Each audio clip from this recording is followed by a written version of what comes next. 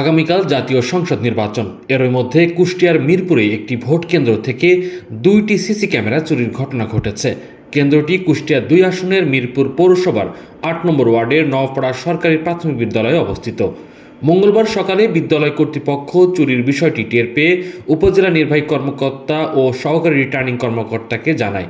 এ ঘটনায় মিরপুর থানায় একটি সাধারণ ডায়েরি করা হয়েছে।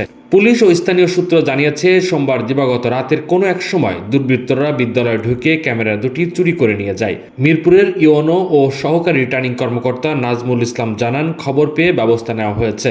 একই স্থানে নতুন ক্যামেরা স্থাপন করা হয়েছে। মিরপুর থানার ভারপ্রাপ্ত কর্মকর্তা ওসি মোহাম্মদ শহীদুল ইসলাম বলেন, বিদ্যালয়ের প্রধান শিক্ষক মোজাম্মেল হক জিডি করেছেন। এখনও ক্যামেরা উদ্ধার বা কাউকে গ্রেপ্তার করা সম্ভব হয়নি। এদিকে কুষ্টিয়া 2 আসনে মিরপুর ভেড়ামারা 2 উপজেলায় 114টি ভোট কেন্দ্র।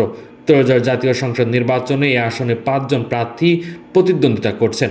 এ আসনে মোট ভোটার সংখ্যা 4,78,001 জন। কোহিনুর ইসলাম, নিউজ বাংলা, নিউজ ডেস্ক।